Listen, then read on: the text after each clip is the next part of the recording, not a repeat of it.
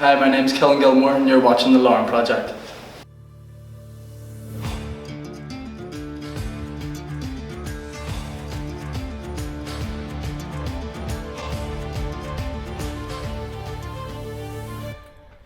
What is going on, guys? Jack here, and welcome back to episode 24x of the LARNE project. Yes, today it's an extra episode. I believe, depending on how I've scheduled this, as you watch this, it's Boxing Day, which I realise is only a thing in England, but basically Boxing Day is the day after Christmas, so with that in mind, I hope you've all had a fantastic Christmas. Hopefully, if you've just got Football Manager, you're enjoying the game. If you've got time to spend with your family, why aren't you playing? No, you spend time with your family. Don't play Football Manager. Ignore me. Yes, today it's an extra episode, so you guys know what this is all about. It's a slightly longer, rambly video. And, well, we have something kind of interesting to start this video with. A very rare Easter egg in FM, just in general. If you don't know, there is a chance that the fake players that appear in-game can come out as gay. Yes, it's a little bit of an unusual quirk if you don't know it exists, but it's a possibility. And we've actually had that happen in our save. It's incredibly, incredibly rare for it to happen. I don't know the exact odds, but as you can see here, Regis Mandanda has come out. So just an interesting bit of news that I felt like is worth opening up this video with. It's a super, super rare thing to happen, and it's happened here to our star man, so it doesn't really change a lot for us. I believe it might have an impact on his shirt sales, and we might get more shirts sold, which I guess is a plus, but all in all, I mean, he's still the best player in the team by a country mile, regardless of which way he swings. So yes, good player, love him, and well, hopefully we're going to be able to lock him down for the foreseeable future. Of course, has got a new contract at the club, and I'm hoping that is going to work in our favour. So anyway, let's have a look for our team and a longer talk. You know what this is all about. If you've never watched one of these extra episodes before we talk about things, of course, last episode was the end of season livecom. We, of course, talked about how we won the league. You can see Glenavon have won the Euro Places playoff, so they will also be joining us in Europe. Of course, with us finishing top of the league this year, we do actually go into the Champions League qualifying, which is a little bit exciting, something perhaps to look forward to. But yeah, I feel like we need to just talk about the league before we go into the squad. I want to talk about some of the youth team, how things have been shaping up there. So here it is, the Premiership kind of pre-season preview. Of course, this becomes kind of out of date quickly, but I think it's worth noting that Mandanda and Kieran Kane considered the two key players in the league as a whole, as well as within our team, which is, well, not entirely surprising. They're two absolutely massive players for us, but it really does emphasise just how good they are. Both very young players who I'm hoping we can lock down for the foreseeable future. Anyway, let's look through this team. For the most part, it's our own players, but there's actually a few players in here who are, well, slightly different to others in terms of they are players of ours out on loan who we will be getting back next year. There is, however, one player in this team who's not our own, and it's this guy, Chris Johns. He plays for Crusaders. Of course, he's above the age rating of which we are going to be able to sign players. He's 25 years old. He's a good goalkeeper, and it perhaps just emphasises just how much we do need to improve the goalkeeper position if we can. We currently have Jared Thompson. He is a regular at an under-21 level for Northern Ireland, and he's got some potential to improve. But I do feel like in our team, he is the weak link. So we're going to look at some young goalkeeper alternatives. I've got a few who are scouting away. Obviously, it's been something that I've consistently looked at throughout this year. He joined us this year, Jared Thompson, on a free transfer. He was released by Chelsea at the end of his contract. 12 clean sheets in 38 games isn't bad. He's just been a little error prone, and I feel like there's room for improvement. You know, you kind of look at, I guess, his rushing out not being so great, his handling, aerial reach. They're all kind of just a little bit average. So with that in mind, I would like to improve him and maybe upgrade on him longer term. And, well, that's the reason he's not in the best 11, isn't it, for the league? But the rest of the team is familiar to you. Conor McDermott actually gets a spot at centre-back. Of course, he's a very flexible player for us. He plays pretty much anywhere at the back. With Neco Williams having such a breakthrough season at right-back for us, it's kind of seen our other player, McDermott, just become kind of that resource player. Now, we've been training him to play left-back, and the fact that he can play just anywhere along the back, kind of free in terms of left-back, right-back, centre-back, just lends himself very, very well to being a sub. That said, his contract is extremely high, so that's something to be aware of. Daniel Ballard, we've had on loan this year from Arsenal. I've kind of refrained from using him too much because he's been on loan, because I've wanted to prioritise, you know, our talent that we actually own. But in loaning him, we do make him eligible to sign him when he's above the age of 21, as he will qualify as a former player. His contract is up at the end of the year, but I've been struggling to actually negotiate a contract with him. You can see here, doesn't want to join the club, so we're not going to be able to keep him on. Anyway, Anyway, the next player, Jimmy Stewart, one of our players out on loan this year. We signed him and then had to loan him back to Cliftonville for them to agree a deal for him. I don't really see him as a centre-back, much more of a centre defensive mid. I do feel like this year, with his great leadership and very good determination, he's most likely going to become that kind of anchor in the middle for us, that defensive midfielder who hopefully holds firm. He's not the best, if I'm honest, when it comes to his technicals. I mean, he's just not technically gifted, but his physicals are very good. His mentals are very good. You'll see here, I have changed the attribute thresholds to be kind of the standard. So instead of 13 being yellow, we're back to 15 being yellow. So there's a few 14s in here that previously would have lit up that little bit more. But regardless, he looks very good with a good personality, and he's going to be coming back into the team. Of course, Neco Williams this year had an incredible season to start things, kind of faded off as things went on, which was a bit of a shame. Our left back, Kieran Kane, has just continuously improved. I'd love to see him break into the Northern Ireland national team. I feel like really our best bets are him and O'Connor in terms of immediate players who might be able to make it into the team. He is very, very talented, however, and definitely a player to be aware of. We then have O'Donnell and Mandanda. We've already talked about Mandanda a little bit. I'm sure we'll talk about him more very soon. But O'Donnell, a player who's not really performed just yet for us. A solid player. Not been that kind of standout performer that you might be hoping for, however. Of course, we then have Glenn Dining, who's been out on loan again at Cliftonville this year with Jimmy Stewart. We signed him for £14,000. Again, a bit of a bargain. Playing regular first-team football has seen him develop a lot. I'm hoping that in the coming years, we're going to go on big European Cup runs. That's the dream. And depending on how fixture congestion kind of works out, I do feel like our first team might need to be quite big to deal with rotation. We had it a little bit this year where fixtures did just get really congested. I mean, you can just see that, the first month of the year, we played 8 games in a month, which is a lot. And that was without going through in the Europa League. If we were to go through in that, the August month could become a bit of a nightmare for us. That's got to be something we, are wary of. So having players like Glenn Dining, who are going to be coming back to the club and probably will force his way into the first team, can only be a good thing. Obviously, with O'Donnell and Mandanda, I'm not sure where Gerard here kind of slots into the whole team, but we'll work it out as we get on, I guess. In terms of strikers, interestingly enough, Paul Glatzel and Kyendra Simmons considered the best 2 strikers by the media. Of course, the media is not me, and I disagree. Simmons, though, a very good player, of course, joined from Manchester City for £100,000, 19 goals in 29 games. A reasonably good return, a 7.31 average rating. I mean, it's a very, very good return. For the money that we paid, I feel like we really got bang for our buck. Glatzel as well has improved a lot this year. Again, only 19, joined us from Liverpool, of course. A free transfer, this guy. 10 goals for him, not the craziest amount, but he was not exactly a regular fixture in the first team this year.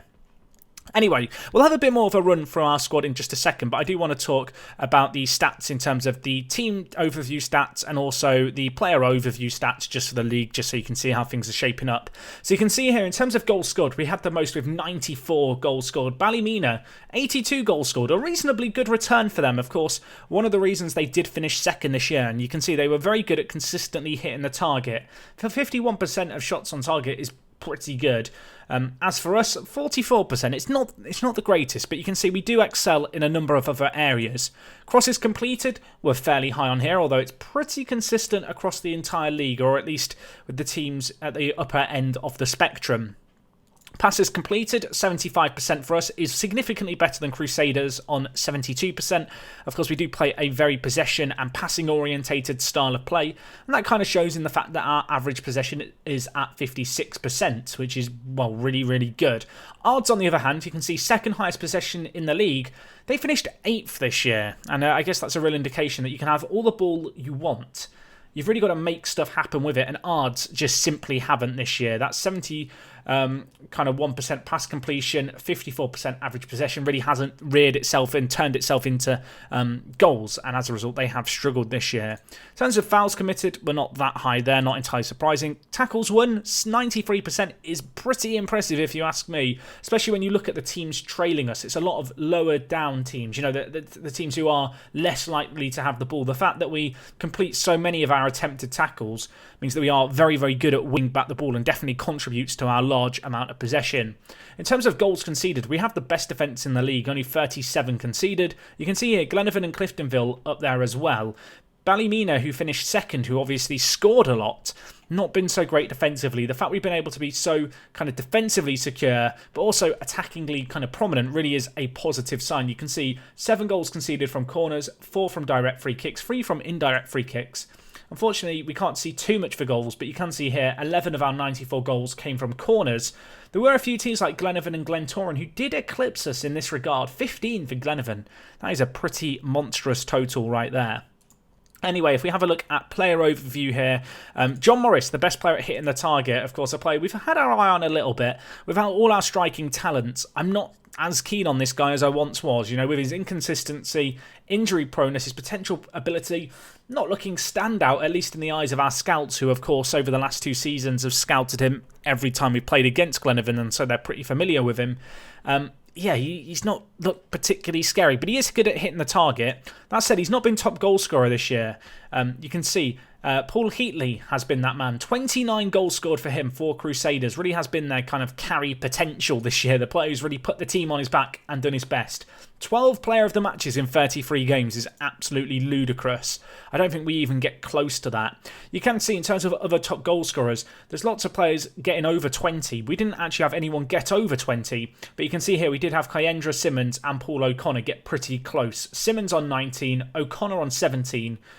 With a lot of these sides, with the exception of Cliftonville and I guess Ballymena, you kind of have that one standout goal scorer. So for us to have 2 men very close to 20, we actually have a number of players who did get into double figures across all competitions for the year. It really emphasises, I guess, our strength in depth. We have rotated the team a fair bit this year. You can see in the 38 league games, Simmons only played 29, making 25 starts. O'Connor slightly different. As I said, not in the media dream 11, this guy. We've been training him to play striker. Despite the fact he's naturally a left attacking mid, he's been very, very solid. He did slow down, actually, as the season went on, which was perhaps a teeny bit concerning. But I'm confident it's just kind of a confidence thing, get a few goals, get on a good run. I think he's going to be one of the key players for us. As I said, alongside Kieran Kane, I feel like he's our best chance at breaking into the Northern Ireland national team, at least in the next season or 2, kind of realistically speaking. In terms of assists, obviously we have all the goal scorers. Neco Williams, the only player in our team who appears on the assist charts with 9. From right back as well, I've got to give him a big shout out. He's been a surprise player, really. We signed him from Liverpool. He was, in fact, one of the first kind of Bosman signings we made. Can play right attacking mid, plays right wing back for us, of course. It's really where he excels. He's not got the best mentals, but he's got a terrific ball into the box. 12 crossing, 10 first touch, 10 passing, 10 tackling, and, well, just exceptional physicals.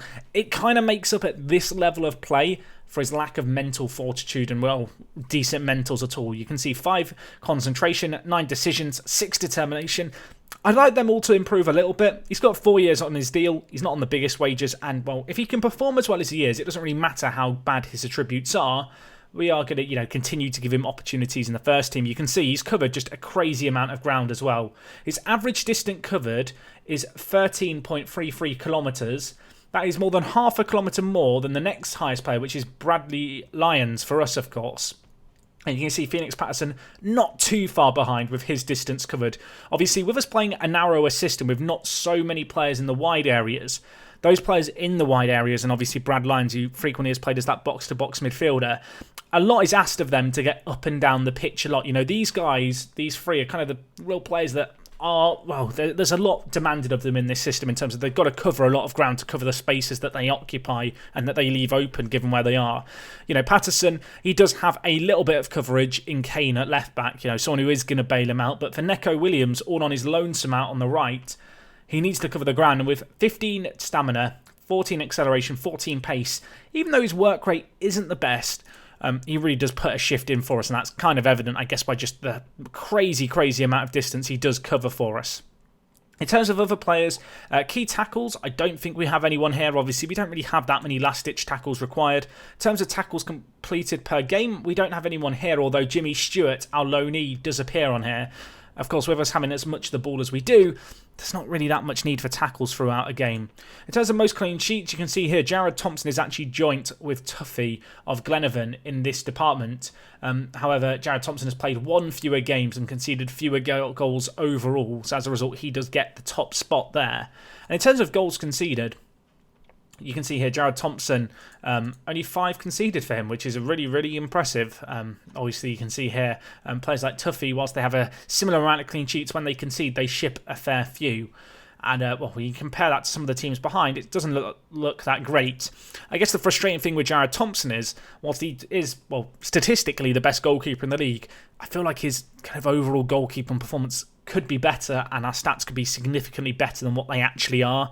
In some ways, it kind of, just how good the players are around him is kind of paper cracked over, or what's the word they use, like kind of wallpapered over the cracks in our defence in terms of our goalkeeper. Our back four's been superb. They've not really limited, they have limited the opposition, not chances. We've dominated the ball, and it's meant that Jared Thompson hasn't had so much to do, but when he has had to do stuff, he's just been a little iffy. So I'd like to change that.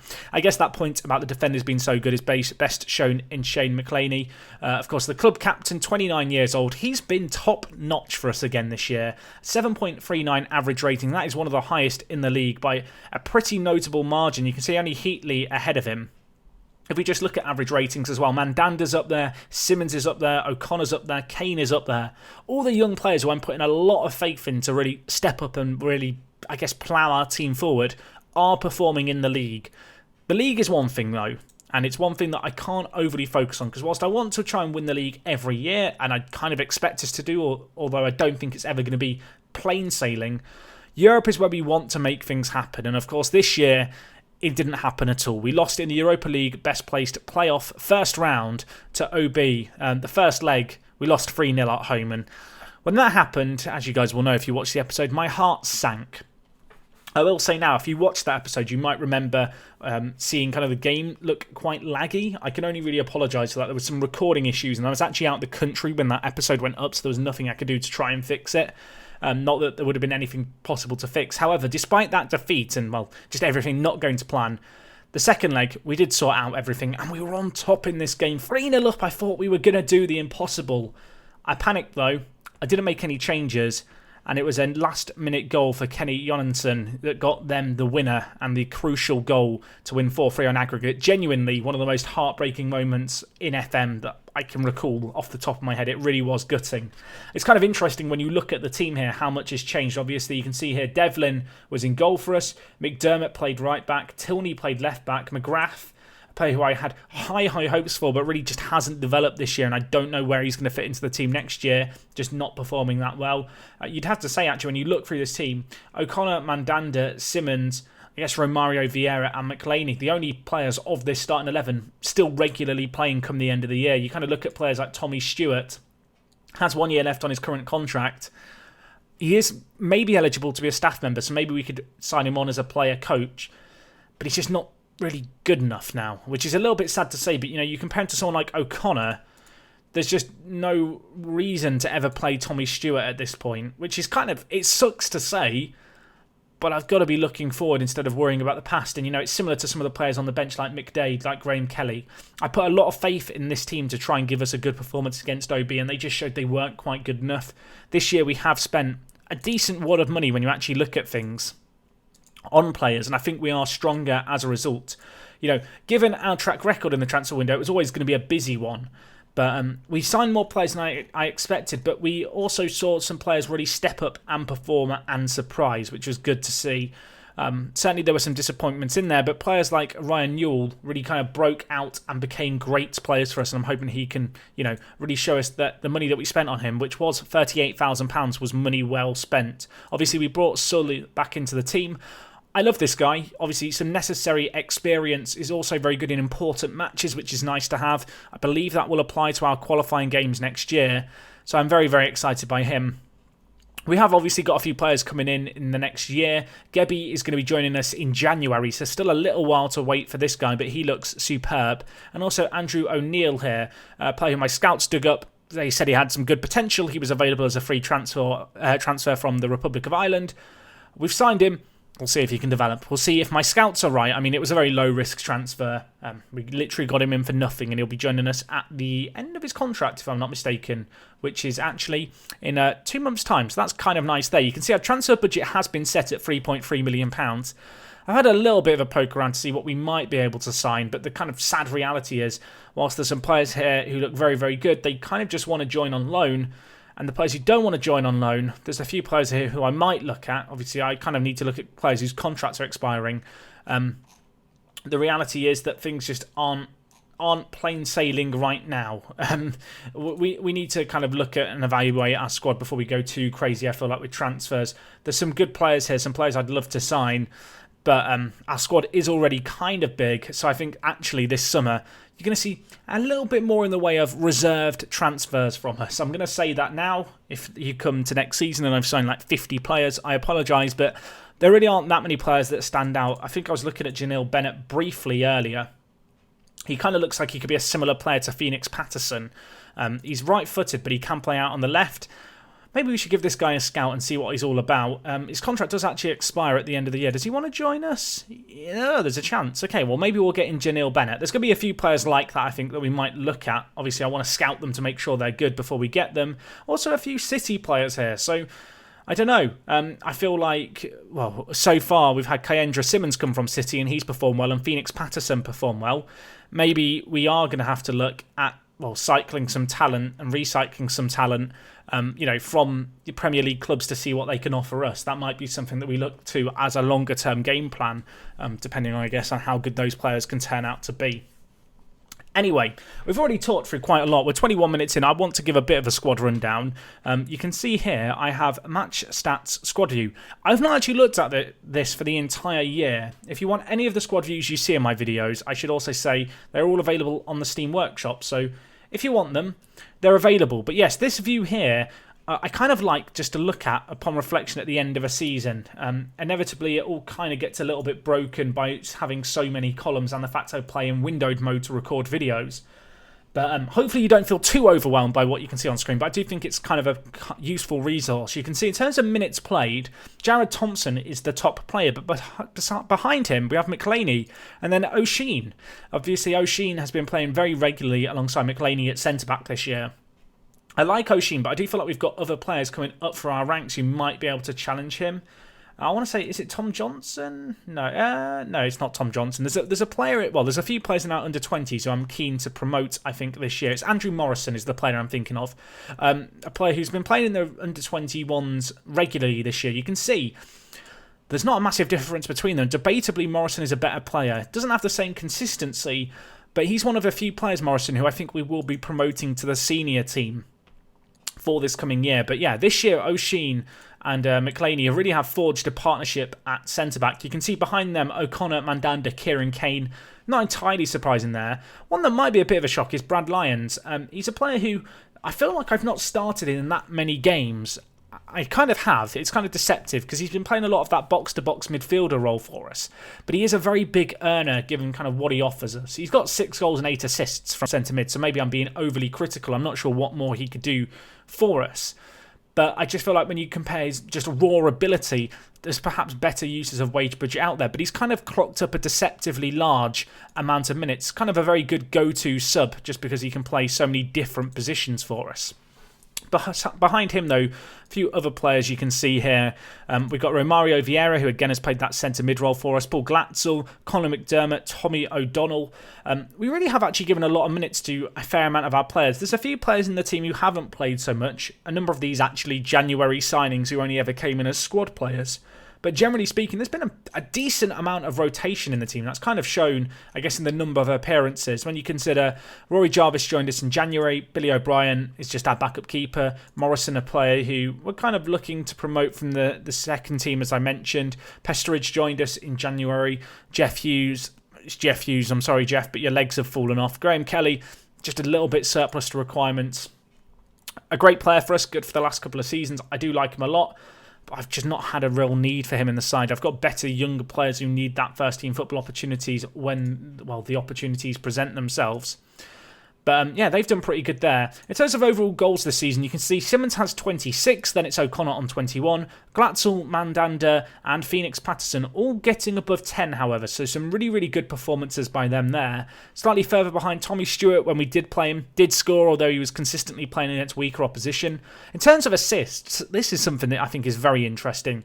We have 7 players with 7 or more assists. Now, considering how many goals we'd scored, you might normally expect one player to be a standout kind of assist maker, but actually when you look through the team as a whole, it's a variety of different positions that have contributed with the assists, and you even look kind of slightly further down here, a lot of players with 5 assists too.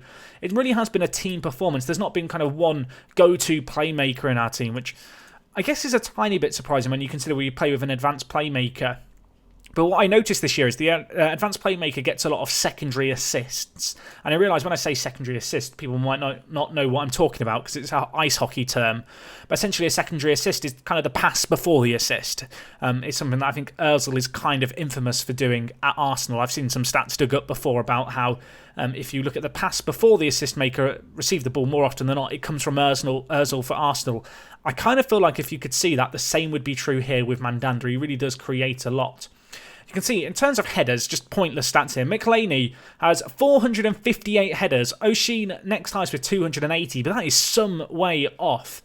And they've not played that many different amount of games. You can see here, key headers, 122 for McLeany. That is mad. Paul O'Connor's got a fair amount of kind of flick-ons as that complete forward for us, as has Simmons. In terms of headers won as a percentage, Ballard, I mean, you've not had that many headers, but 86% for him is pretty impressive. I feel like anything above 75 is pretty acceptable here. Unfortunately, only our centre-backs have that, but I guess if you were looking for 2 players to have the most headers, they'd probably be the men you want. In terms of tackles won, Romario Vieira, he's kind of played the defensive midfielder role for us and the box-to-box midfielder. Just an engine in the team, you know, another player with good work rate, great stamina, great pace and acceleration for this level at the very least. Maybe not the best technically kind of gifted player, but as a box-to-box midfielder, he has everything you want at this level. It's kind of reflected, I guess, in the number of tackles he's got. You can see Neco Williams and Kieran Kane also doing well at either fullback position. With our system, they are left a little bit more exposed, so it's great to see them having such great tackle percentages. 91% for each of them means that as the fullbacks, when they are going in for tackles, they're very rarely failing on them. So, kind of with that in mind, that's kind of something that is worth noting. And you can see here slightly further down, we've got Shane McLeany, O'Sheen also doing very well when it comes to percentage of tackles won, and also kind of the number of tackles won as well. You can see key tackles, McLeany 7 for the year, O'Sheen with 6. They really have bailed one another out. Also, Gary Marsh getting a fair few. This guy, a bit of an interesting one, a player who I thought this year would be a really key player for us. As things have transpired, he's not really developed. He doesn't look particularly great, and with players like Morrison coming through, I don't really know where he fits in the first team next year. He's a player who could see himself dropping down the team. Of course, he is still only 18, so there's no real disincentive to kind of not knock him down to the under-20s if I don't think he's quite ready. I don't think he'd kick up a fuss about that, but worth being aware of. Obviously, we talked about the amount of ground covered by Neco Williams. You can see Elliot Kebby right up there as well. It's kind of a go-to requirement of the right back. You can see Conor McDermott also up there with distance covered. Phoenix on the left. Also, Mandanda, surprising amount of ground covered by our advanced playmaker on support. Of course, he likes to roam from his position. He likes to move into the channels. Has a lot of freedom as that spare man, the number 10, which more often than not is Mandanda. Kind of just reflects how much ground he covers there in terms of the total distance. You can see in terms of dribbles, I was going to say I'd be amazed if it wasn't our attacking players who have it high. It is. So, yeah, there you go. I'm not sure if this is a percentage or just the total per game. I don't want to screw around the columns too much, although I'll break things. In terms of crosses completed, you can see here Brad Lyons' percentage is pretty high at 40. Worth noting that is mostly corners that he's having a cross completion from, but still, he has been a pretty good set piece taker when we've called upon him. A few other players who are here who are super, super high, worth ignoring because they attempt a lot. Oh, sorry, they don't attempt a lot and they complete one and suddenly their stats look great. In terms of pass attempts, you can see here Mandanda, the real pass player, I guess, and then our defenders as well. We do like to play out from the back. It's kind of resembled here. I know with these stats, some people feel like they're really overwhelming, but they can be kind of useful just to look at players who might not be performing as well as their counterparts, but also for helping you just build up a picture of how your team play. And you can kind of see that by the fact our defenders have so many more passes than those around them. They are the players kind of most, frequently having to attempt to play the ball out. You can see the pass completions here of 71, 74 and 70%. Not the craziest, if I'm honest. I'd like those to be a little bit higher, but we don't have the best ball-playing defenders, so I'm kind of making my own grave to sit on. So I can't complain. I've dug my own grave with the system that we play. It's always going to be a factor, but it is good to see here Romario Vieira and Brad Lyons having very, very high pass completions. They often play as the centre mids. It's good to see. In terms of key passes, the man leading the way here, Mandanda with 82, perhaps plays into that theory that I talked about with secondary assists. Ryan Newell has also got a fair few. In terms of clear-cut chances created, you can see here a bit of an even spread. Our attackers create a lot for one another. Kieran Kane, interesting to see him so high, of course, plays full-back on support as opposed to complete wing-back, but with him overlapping inside forward, he does get in a lot of opportunities really to put balls of quality into the box. In terms of total shots here, you can see Mandanda has a very high amount. Difficult to read too much into that because, a lot of those come from set pieces. But McLeany, he is the player who we target on all our set pieces because he is just so good in the air. 118 shots for him is more than any of our strikers. A bit of weird trivia for you there, I guess. In terms of mistakes, our defence always are going to make the most. I'm not going to dwell too much on that. In terms of mistakes leading to goals, I think this might be broken at the moment because it says that 2 mistakes have led to goals all year, but Pesteridge and O'Connor given them. Fouls against, not entirely surprising here. Mandanda and O'Connor, kind of our attacking players, getting fouled the most. Maybe interesting that McLeany gets fouled so much, although a lot of that comes from tussling in the box and such. In terms of fouls made, our dirtiest player, Ryan Newell, not entirely surprising, is it, that he has the most with the system and the role that he plays in it, with so many players committing high up the pitch ahead of him. There's lots of times and places where Newell needs to put in the tactical foul. And as you can see from the stats, he does it pretty well for us. So yes, in terms of red cards, who gets the wooden spoon this year? It can be split 3 ways between McGrath, Vieira and O'Donnell. I will say 3 red cards for the whole season is pretty good going. And in terms of yellow cards, 8 for McLeany isn't that crazily high. So I'm kind of pleased that we play so cleanly, if nothing else. Although maybe I shouldn't be pleased if we play cleanly. I do want to look at offsides, but I don't want to break everything. You can see here the number of offsides. Pause the video, take a look. I think Paul O'Connor's up the highest. I don't want to let go of my click because I'm worried I'm going to break all these columns, which take a lifetime to set up. But yeah, lots of interesting stuff there numbers-wise. There might be some stuff I missed. If there's anything of real interest that I glossed over, please do let me know it down in the comments. There is a real possibility that I missed some interesting stuff. In terms of our under-20s, as I said, there's lots of players I'd like to promote this coming year. Jamie McCoy, I love the look of this guy. 17 years old, not the greatest when it comes to his heading or jumping reach, but a very, very good defender who can also play left-back and is a young Irish talent who we definitely want to get in the team. There's a number of players like him, though. Lil, or Phil Hill, of course, the smaller player in the team. He's actually had a growth spurt. How's your jumping doing? How's the jump? Let's have a look. It's gone from 3.2 to 4.4. Oh my gosh. Sometimes jumping reach does just spike up. It's kind of interesting. I've seen it go up 3 or 4 points in a matter of months in some players. But yes, Lil is learning to jump. Will he learn to jump anymore? I have no idea. Maybe, I don't know if he's grown since the start of the year either. His height's listed here. If you could find earlier on in the season where we've glossed over him, he'd be able to tell me. But yeah, he's been a very, very good player for us. I need to train him actually to play inside forward out on the left-hand side. I've been training him to play out on the right, but with our system looking like we are going to stick with the asymmetric system, it makes sense to train him to play out on the left. You can see here, Adrian Crawford, a player who I think definitely could break into the first team this coming year. He's only 16 years old. I think he was signed from Coleraine. Anthony Gordon, a good player. We signed him from Everton when he was released, but I don't quite know where he fits in. There's a few players like him and Ellis Sims who I've signed, but with all the talent that we have, I don't see them getting in the first team, so I'm wondering if it's worth cashing in on them. Of course, we did a little bit of that already this year with players like Deli Bashiru, who we sold to Hearts. You know, a player we brought in on a free transfer, never made an appearance for us, and we've sold him for £350,000 with some clauses.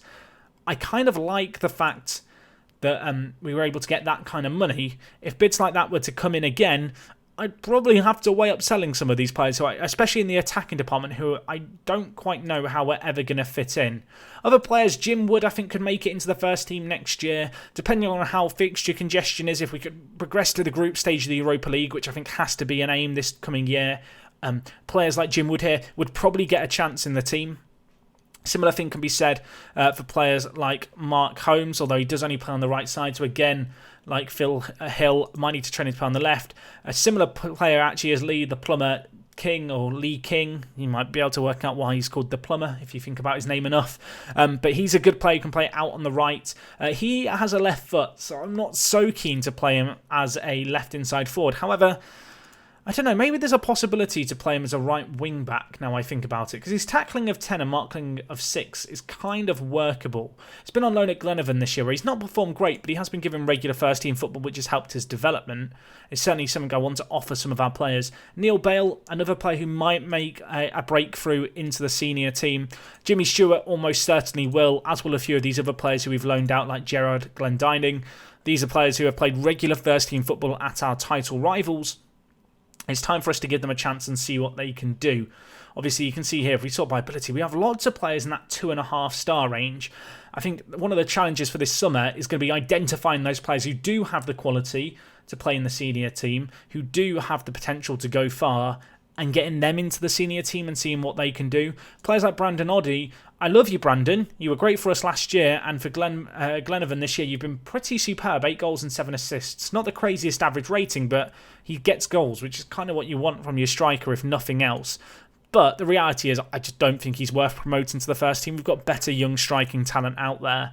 It's a similar issue for players like Daley Campbell, I guess, who we signed from Arsenal after he was released. He's been on loan this year to Glenavon since January. He's performed okay. If we got a transfer offer of £50,000, I'd probably take it for him. I'd probably sell him on, because I think we've got other players who are younger, who are more exciting, who are more readily made to step up into the first team. But yeah, all in all, our young team is very solid. I'd like to have a bit more of a comprehensive run-through of them next season, I feel like, maybe midway through, once we've worked out exactly who sits where in the team. Of course, I've got to talk about him. We have our youngster in the under-21s, in the under-18s. Where is he? Where is Downey? Downey, where are you? Am I blind? Has anyone seen Downey? He should be in the under-20s, I thought, but then I couldn't see him. Maybe if I just search Robert Downey, that might be the best bet for us. He's in the under-20s. He's probably here in plain sight, and I'm just blind. But I did not want to click on that. Where is Robert Downey? Answers on the postcard. He's here. He's hiding at the top. He was probably there last time. I love the look of this guy.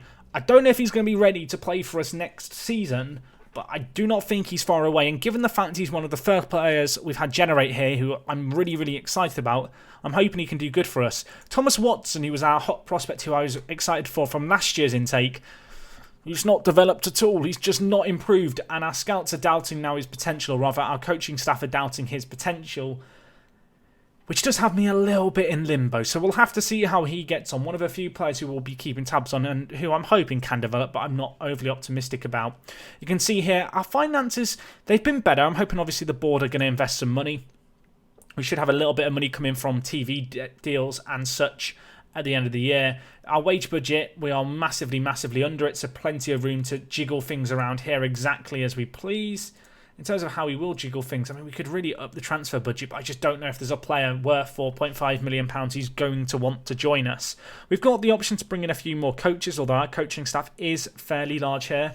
You can see in terms of board requests, we've got the stadium being expanded. Our training facilities are going to be finished pretty soon in November. It's only, 6 months to wait for that, but our youth facilities were cancelled. We couldn't find the funding for them. That's actually one of the reasons why the budget has taken a bit of a hit as of late. As you can see here, it was recorded at 5 million, is now 1.3. That's because of the facility upgrades, if I'm not mistaken. We might even be able to find it in some of these kind of news items here. Yeah, you can see here the youth facilities had to be scrapped because we didn't have the money. Training facilities cost us 3.5 million. And our stadium expansion, this is really good work, if you ask me. We're going to have the stadium hold an additional 1,000 fans, which is good. We're going to increase the standing area. Obviously, seating is the long-term goal, or at least to build a new stadium, I guess, if we have to do it. We've paid £100,000 for this, which is pretty cheap as far as stadium upgrades go. We are going to be at the Ballymena Showgrounds in the meantime, which is Ballymena's ground. I don't know how I feel about playing at our rival stadium, but it's what we have to do. But the work estimated to be finished in February time. And, I mean, it'll be decent to get another 1,000 kind of fans through the turnstiles. Right now, if we just look at our facilities, they're okay. We have, 3,000 fans after the expansion, so adding 50% onto the previous capacity of about 2,000. Obviously, you can see here, looking at our facilities, they're okay, but they need to continue to be developed. And the same thing can really be said about our youth development. But with us only being 2 years in, Obviously, we've not had a whole lot of time to address those concerns immediately. All in all, though, a good season for us. Of course, to start the year, we played kind of a real variety system. We were playing our 3-5-2, and it'd be fair to say, I don't want to say it wasn't working, but results, particularly in October, called for change, and change is what we brought, and it worked out for us. It was a risk worth taking. You can see since we made those changes, which I think was around the Banilla Mallard. Oh my gosh, I can't talk. Banilla Mallard game. Yeah, we played a 3-5-2 here, or a 5-3-2, depending on how you want to look at it. And we got that draw, and it was at the end of, well, a bit of a rough run of games. We obviously then against Warren Point mixed things up a little. We've evolved the system a little bit. Obviously, we started out with a winger out on the left. We changed that to an inside forward and moved the advanced playmaker across. The centre mid here was a Mazada. Changed it to box. Honestly, not noticed a massive change in performances there. But yeah, it's taken a little bit of refining, but we do now have a style of play and a system which I think works for us. I think that's kind of evidenced in the results. You know, whilst we've had a few blips here and there, I feel like they're always going to happen across the season. For the most part, we've looked very, very defensively sound. Obviously, we've won a variety of different competitions. Unfortunately, the League Cup final, just the one that got away this year. But hopefully we can make amends next year, come back and win it. And, well, hopefully we can find some more success in Europe. That's really the immediate concern here. But anyway, guys, I've rambled for pretty long here, over 40 minutes at this point, so I'm going to wrap things up now. I do hope you've enjoyed this kind of extra episode. If you have watched until the end, leave me a comment about Christmas crackers. It can be absolutely anything you want. It could be what you got in your cracker. It could be the fact you didn't get a cracker this year. It could be anything. I'll leave it up to your wildest imaginations. It lets me know that you're enjoying the series, that you get to the end of these videos. And additionally, if there's anything that I haven't covered in this kind of LARNE project extra, please let me know what you'd like to see covered, and I will endeavour to cover it in a future video. Anyway, guys, that is going to be all from me today. Thank you so much for watching. Hopefully you enjoyed the rambly video. As I said, enjoy the holidays, enjoy the Christmas period, and other than that, it is me, Jack, and I will talk to you guys in a bit. I'm out.